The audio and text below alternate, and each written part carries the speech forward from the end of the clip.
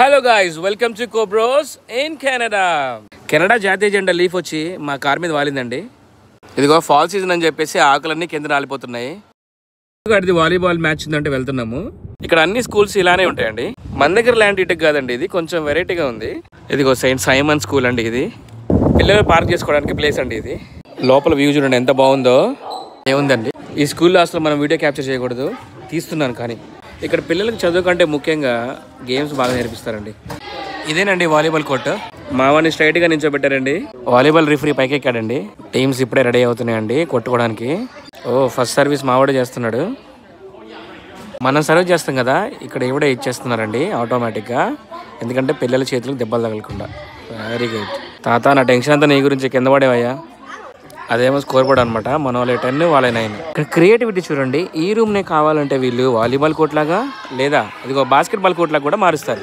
So coach change అవుతున్నారండి వీళ్ళు. ఇవిడేమో వాళ్ళ coach అనమాట, అతనేమో ఆ రెడ్ డ్రెస్ వల్ల కోచ్.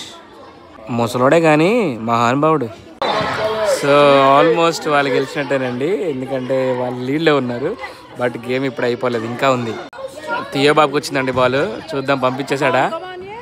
ఆల్మోస్ట్ అండ్ ఫైనల్గా వాళ్ళు విన్ అయిపోయారండి. మా వాళ్ళు ఓడిపోయారు. ఫస్ట్ సెట్ అయిపోయింది. ఈ గ్యాప్లో ముసలోడు మంచిగా నాయనంతో మాట్లాడుతున్నాడు. సెకండ్ సెట్కి రెడీ చేస్తున్నాడు ఎర్ర టీ షర్ట్లని.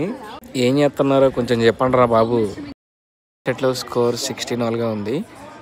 అసలు ఓడిపోయే మ్యాచ్ నుంచి గెలిచే మ్యాచ్ వరకు వచ్చారండి. ఎల్లో టీ షర్ట్స్ సూపర్ ఉంది. అసలు ఇది లాస్ట్ పాయింట్, హైలైట్ ఉంది. అందరిలో ఉత్కంఠ అయితే మామూలుగా లేదు.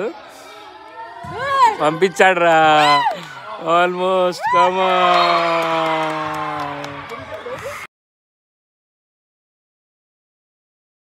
ఊర్లో చూడండి పద్ధతి ఎలా ఉందో. వాళ్ళందరూ కూడా మంచిగా హ్యాండ్ షేక్ ఇచ్చుకుంటున్నారు. దేట్స్ ద స్పిరిట్ అనమాట. గెలిచిన ఉన్నా కూడా మనము అలా షేక్ హ్యాండ్ తీసుకోవడం చాలా ఇంపార్టెంట్ అనమాట.